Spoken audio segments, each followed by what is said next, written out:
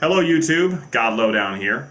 Today I have decided to analyze a very popular atheist argument, one that I come across all the time, and one that I find incredibly stupid. There's just no other way to put it. Now, this argument is essentially an objection to the notion that atheism is a view or a belief. Atheists really seem to hate those words used to describe atheism. So they argue that atheism is not a belief, but a non-belief, and nothing more than that. Let's let an actual atheist summarize this argument for us. Here's a real comment I pulled from one of my other videos. Theists just don't get it.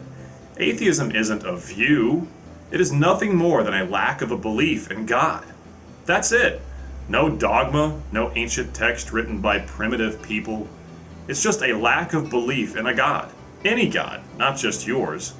Deal with it, if you can. Oh man, I just don't know if I can deal with it. I really think that if I try to deal with it, my mind might implode. Okay, not really. Because there are some serious flaws with this line of thinking. First, this atheist, like so many others, says that atheism is not a view, which is, of course, absurd, because any opinion, judgment, or interpretation is, by definition, a view. So, I don't even know what to say to that. Maybe that's the part that I can't deal with. I guess because my brain will melt from the complete absence of any logic whatsoever. I don't know.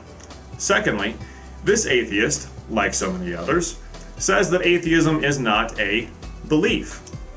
It is strictly a lack of a belief in God, they say. Now, while that may be true from a strict dictionary perspective, let's look at this more practically. Obviously, there is more to atheism than simply not believing in God.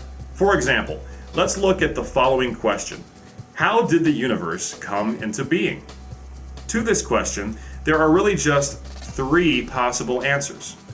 Now, these are somewhat simplified, but pretty much any theory out there today is simply a variation of one of these three possibilities. Number one, the universe was created by an intelligent, transcendent cause, i.e., a creator. Number two, the universe spontaneously popped into existence with no external cause. And number three, the universe is timeless and eternal, and therefore requires no cause. Now, theists obviously believe that possibility number one is the most probable explanation, so it can safely be said that theists believe in a creator. But it could also be said that theists do not believe in an uncaused universe, nor do they believe in an eternal universe. So there are really two ways of identifying a theist: by what he or she believes in, or by what he or she does not believe in. Therefore, if I follow atheist logic, I could argue that theism is not a belief. It is a non-belief in an uncaused or eternal universe. See how that works? It's really just two sides of the same coin. So, all you atheists out there, ask yourselves the following questions. Number one, with no external creator, what do I believe is the best explanation for the birth of matter, energy, and space-time? What are the origins of the interactive forces of electromagnetism, gravity, strong nuclear force, and weak nuclear force? Number two, with no intelligent designer, what do I believe is the best explanation for the degree of order, function, and synergy evident in the universe? And number three, with no ultimate moral authority, God, what do I believe is the best explanation for the existence of objective moral values?